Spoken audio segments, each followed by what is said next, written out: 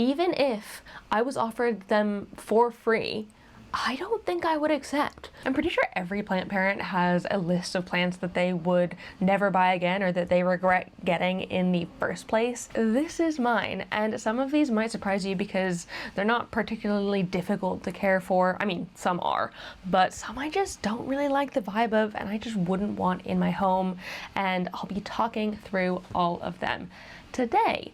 Before we get into that though, I want to say if you're new here and you don't know me already, hi, my name is Emma and I make houseplanty content all over the internet, so if you want to follow along with my houseplanty journey and maybe learn something along the way, stick around, watch some more of my videos and subscribe to my channel. If you are not new here, welcome back. I really appreciate you returning. Now let's get straight into it with the first one, which is an entire genus that I don't want to ever have again, Peperomias. I have tried so many of them and I've killed almost all of them, and I just don't quite understand. With Peperomias, the first warning people give you is that they're super susceptible to overwatering and stem rot and stuff like that because they are semi-succulent and they like hold moisture within their leaves. You don't want to be watering too often, and I figured that's gonna be perfect for me. I am a chronic underwaterer.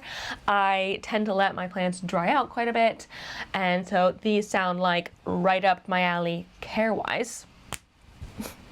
No, I don't know how I've managed to kill all of them, but I have never really been able to successfully get them growing. The best time I had with one was probably the Peperomia sarcophylla, which I really did enjoy growing in my collection. I thought it was really cool looking. Like even that, it just didn't end up growing very well for me, and in the end I just got kind of bored with it. With all of the like smaller leaved caparata style Peperomias, they just ended up rotting on me most of the time, or I would let them dry out too much, or they would get stem rot. Like no matter what, there was some sort of problem with watering and I could never quite figure out like the right balance. Even when I started from propagations, which I thought I was getting better at it then, nah.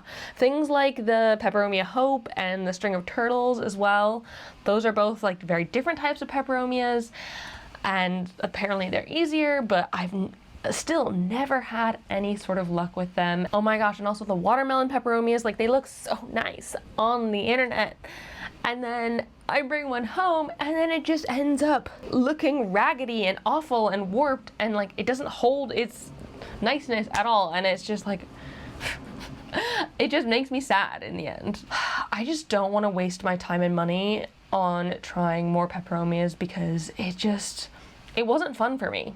Every single time it's not been fun, and it's just not been worth the effort. I don't know. I feel like that's a really big, broad statement to say for an entire genus, but I stand by it. I really don't need to have one ever again. This next one is the Dracaena marginata or albo marginata, this sort of dragon tree, long, thin Dracaena plants. And this one isn't because I don't like them. I do think they're really pretty and cool, and especially when they grow kind of tall and funky, I think they are quite beautiful and like weird and fun. But the big problem I have with them is that they are incredibly toxic, and my cats, I've got two. Cosmo was just over there. He might hop up on the bed. Cosmo, come here.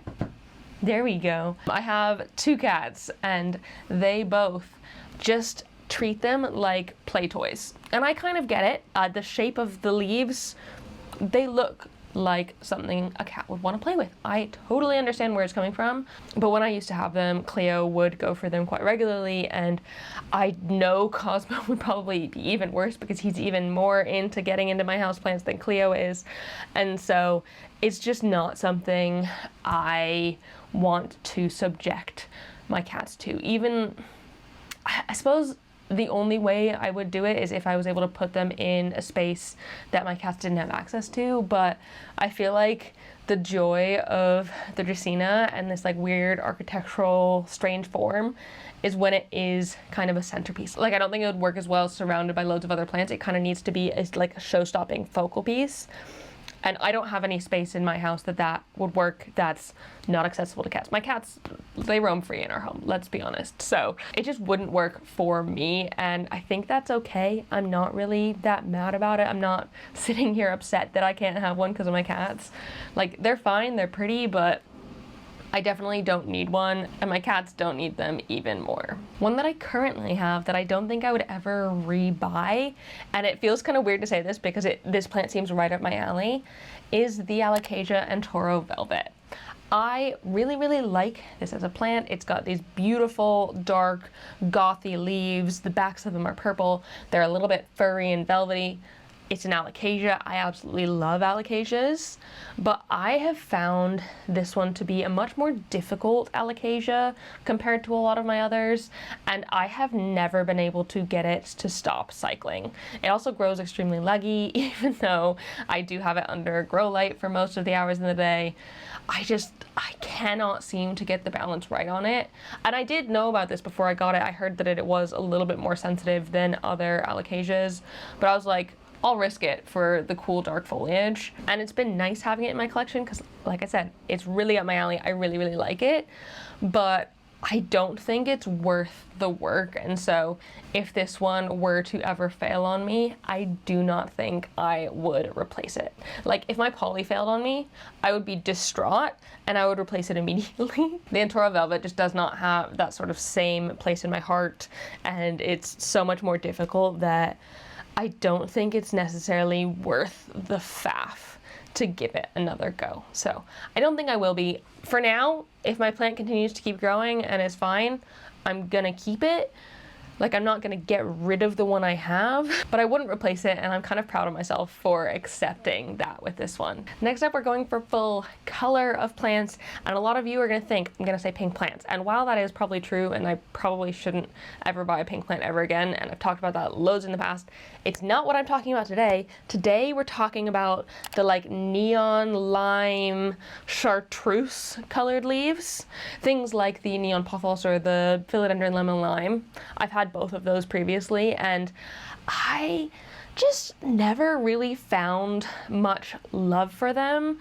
I don't really feel like the color suits in my home. It kind of looks like a bit of an eyesore. As you can tell by the plants around me, a lot of the plants I have are quite a nice dark deep green, or they tend to be a more like bluey green, and that's what I like personally. And so when you have something that like is a bright yellow, like if you imagine that being a bright yellow neon pothos, I feel like it is an eyesore, and I just never end up enjoying them as much as I do the darker green counterparts. And also, when my darker green plants go yellow, like when they're fading out an old leaf that's gonna fall off, they end up looking the color in that in-between stage as the neon pothos looks in everyday life. And so it just confuses me as well, because like in my mind, at a glance, the whole neon pothos to me looks like a normal pothos that has gone yellow all over, and like there's something wrong. And so yes, I would probably eventually reframe it in my mind if I did end up getting one again and really liking it, but I don't see myself getting to that point. Also, I haven't had these, but like I've never had any desire to get them. Things like the philodendron golden crocodile, or like the begonia lemon lime, these really, really bright, neon-y highlighter vibes. I just don't have that sort of attraction, and like I can enjoy it in somebody else's home, and like if you like them, fantastic.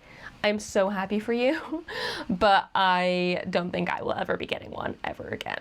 Up next, we have peace lilies, and in general, these haven't been one of my favorites throughout my entire collecting journey.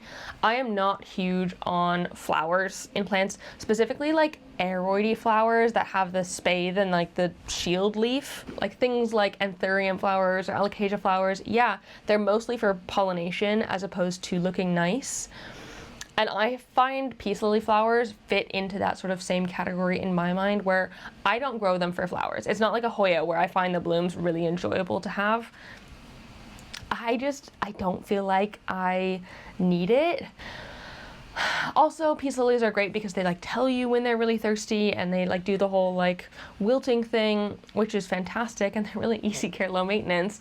But again, I just don't feel like I need to have one. I currently have the diamond variegated one, and I do stand by that I prefer the diamond variegated ones, or like the variegated ones in general, because if I'm not in it for the flower, if I cut off the flowers on a plain green one, it's just like this plain green plant, which is kind of average looking. I feel bad for saying that, but it's true. Whereas at least the variegated ones, the leaves have character within themselves. And so I like that like one step up.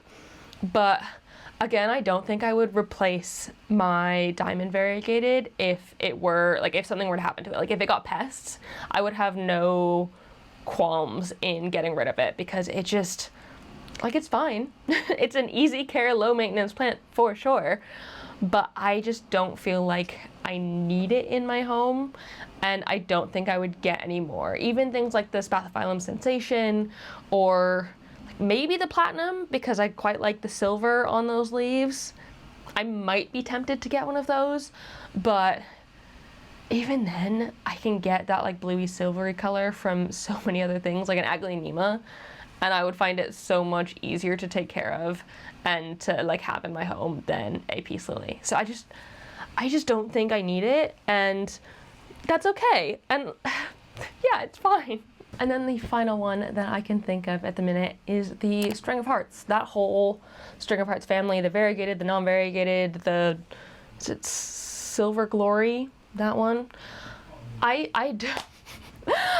probably don't need to justify this much, because if you have ever had a String of Hearts and you've had to untangle it, you'll know the pain and the struggle. It is the worst thing to do ever, and I hate doing it. And they get tangled so easily. Like, they look great when they're trailing down nicely, but like as soon as they get a little tangled, they just kind of knot themselves up quite a bit, and they're a pain in the butt to untangle. And like, I just don't feel like I need that stress in my life ever again. Like, I think they're pretty. I have no problem with them aesthetically. They're fine, but just practicality wise, I don't need that in my life. And like, if you ever move them, they end up getting tangled. They'll tangle themselves on other plants around them, or like catch on things if you're moving it. And I genuinely feel that them doing that makes them entirely not worth it. And I wouldn't buy one again. And especially since a lot of them are sold all like spiraled up, because like if you're transporting them, you don't want them hanging around because the leaves are quite fragile. And so if they're being transported, they'll spiral them up, and then as soon as you get it in the post specifically, like, or I was at Columbia Road the other week and they're selling them all spiraled up, and I just know if I brought that home, I'd be spending an hour untangling it, and I just don't need that mess. I don't want it. And the type of plant it is just isn't worth it, in my opinion, for the amount of effort that it takes to untangle them. So it's a no for me, and that's okay. So those are some plants that I will not be buying again. And I'm gonna go so far as to say that even if I was offered them for free, I don't think I would accept, just because I don't even think they're worth it for nothing, even as a gift. And I feel like that says something about how little I want these in my life. I really hope you enjoyed this video. I'd also be really curious to hear what's on your no-buy list, or like plants that you wouldn't get again, and why. I just enjoy hearing about people's experiences, and yeah, do you agree with me? Do you not? Let me know down below in the comments. If you enjoyed this video, give it a thumbs up down below, and leave a comment on other houseplanty things as well that you'd be interested in me talking about in the future, and subscribe for more. I hope you're having a fantastic day, and I will see you in the next one. Don't forget to keep growing. Bye!